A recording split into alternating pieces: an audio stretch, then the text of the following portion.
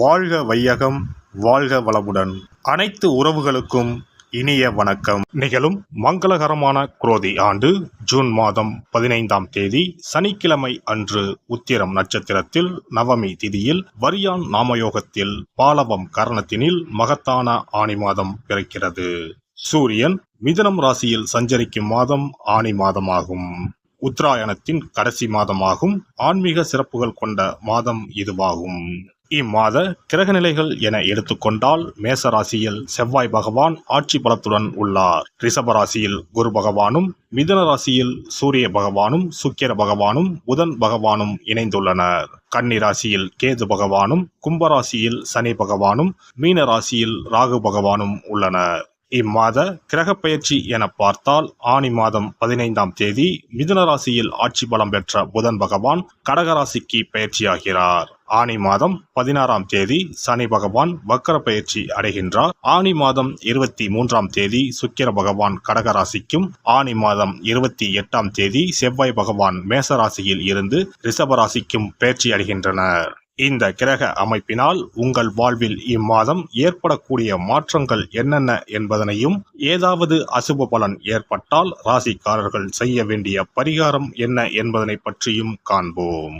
சிறு விஷயமாக இருந்தாலும் அதில் உணர்வுபூர்வமாக செயல்படும் கடகராசி அன்பர்களே, இந்த ஆனி மாதம் வாக்கு வன்மையால் நன்மை உண்டாகும்.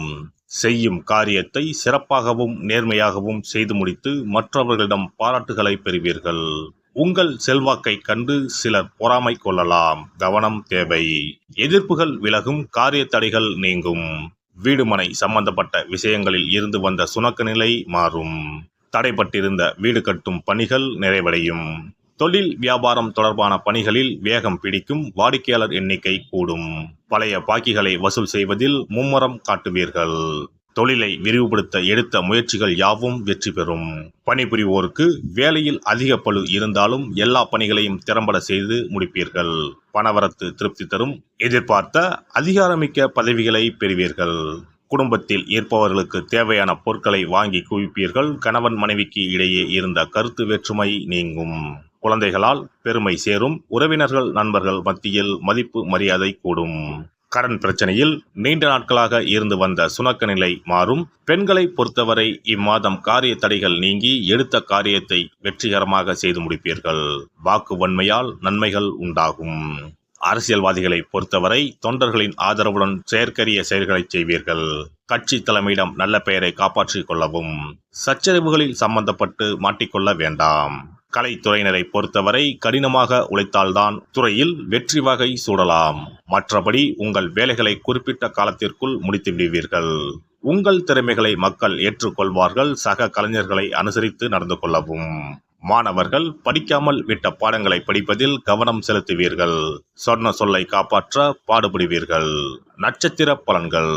புனர்பூசம் நட்சத்திரம். இந்த மாதம் மனமகிழ்ச்சி ஏற்படும். இழந்த சொத்து மீண்டும் கைக்கு வந்து சேரும். காரியத்தை கச்சிதமாக முடிக்கும் திறமை வந்து சேரும்.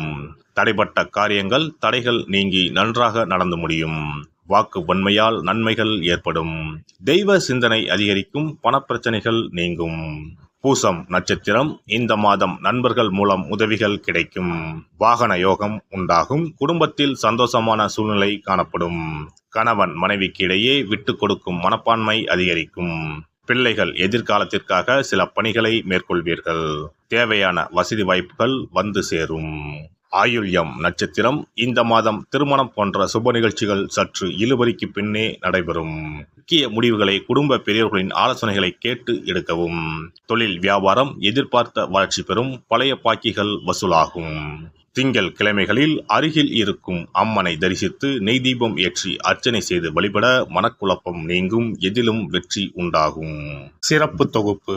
கழுத்தை நெரிக்கும் கடன் பிரச்சனையால் கஷ்டப்படுபவர்களுக்கு எளிய பரிகாரங்கள் உள்ளன.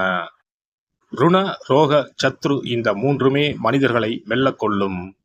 அதிலும் கடன் பிரச்சனை கவலையை ஏற்படுத்தி மனிதர்களை கலங்க வைத்துக் கொள்ளும். கடன் பிரச்சனையால் கஷ்டப்படுபவர்களுக்கு எளிய பரிகாரங்கள் உள்ளன. இந்த எளிய பரிகாரங்களை நம்பிக்கையோடு செய்தால் நிச்சயம் பலன் கிடைக்கும். ஒருவரின் ஜாதகத்தில் 6ஆம் இடம் கடன் ஸ்தானத்தை குறிக்கும். கடன் பிரச்சனையால் இன்றைக்கு பலரும் தற்கொலை செய்து கொள்கின்றனர்.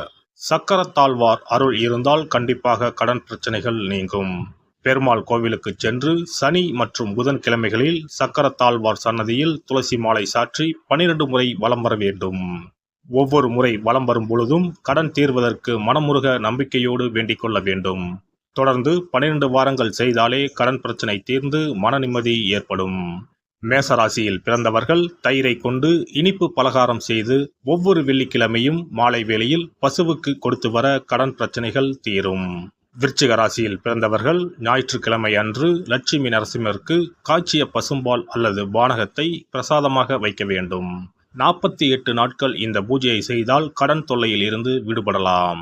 ரிஷபராசியில் பிறந்தவர்கள் ஜவ்வரிசி கொண்டு இனிப்பு தயாரித்து அதை வெள்ளிக்கிழமை என்று பசுவிற்கு மாலை வேளையில் கொடுத்து வர கடன்கள் அடைந்து சுகம் பெறலாம். துலாம் ராசிக்காரர்கள் பசும்பாலை சுக்கிர ஓலையில் வில்வ மரத்திற்கு ஊற்றவும். 24 வெள்ளிக்கிழமை செய்திட நிச்சயமாக கடன் தீரும். வெள்ளிக்கிழமையில் அரச மரத்தடி விநாயகருக்கு அகலில் 11 தீபமும் 11 முறை வலம் வந்தும் வழிபட்டால் கடன் தீரும். மிதுன ராசிக்காரர்கள் தினசரி சிறிது தயிர் சேர்த்து குளித்து வரவும். கடன்கள் நீங்கும். மாலை வேளையில் சூரிய தரிசனம் அஸ்தமனத்துக்கு முன் செய்து வரவும். கன்னி ராசிக்காரர்கள் சனிக்கிழமைகளில் உளுந்து வடை தானம் செய்யவும். அதை நீங்கள் உண்ணக்கூடாது. மேலும் துளசிக்கு தினசரி நீர் வார்த்து ஒரு மண் அகலில் நல்லெண்ணெய் விளக்கேற்றி வைக்க ருண நிவாரணம் பெறலாம். கடகராசிக்காரர்கள் ஒவ்வொரு ஞாயிறும் சிறிது வெள்ளக்கட்டியை ஓடும் நீரில் விழவும்.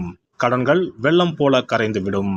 சிம்ம ராசியில் பிறந்தவர்கள் ஒவ்வொரு சனிக்கிழமையும் அரச மரத்தடியில் மண் அகலில் நல்லெண்ணெய் ஊற்றி கருப்பு திரி கொண்டு 8 விளக்குகள் ஏற்றி வர கடன்கள் அழிய வழி பிறக்கும். மகர ராசிக்காரர்கள் சனிக்கிழமைகளில் எள்ளுருண்டை செய்து பலருக்கு தானமாய் கொடுத்து வர கடன் தொல்லைகள் நீங்கும்.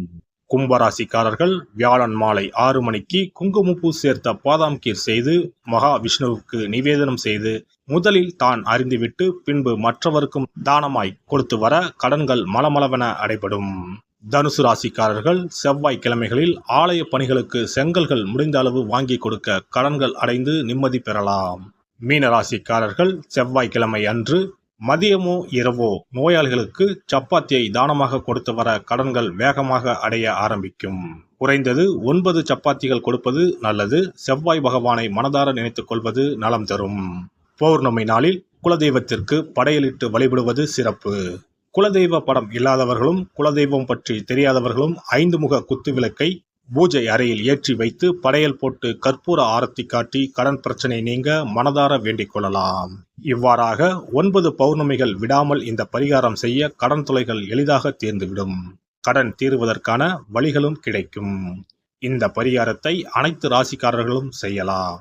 எல்லாம் வல்ல இறையருளால் நீங்களும் உங்கள் அன்பு குடும்பமும் உடல் நலம், நீலாயுள், நிறை செல்வம், உயர் புகழ், மெய்ஞானம் ஓங்கி வாழ்க வளமுடன். இந்த வீடியோ பதிவு உங்களுக்கு பிடித்திருந்தால் லைக் பண்ணுங்க, கமெண்ட் பண்ணுங்க, ஷேர் பண்ணுங்க. மறக்காம சப்ஸ்கிரைப் பண்ணுங்க. பக்கத்துல இருக்கிற பெல் பட்டனை கிளிக் பண்ணுங்க. நன்றி, வணக்கம். ஓம் நமச்சிவாய. சிவாய நம.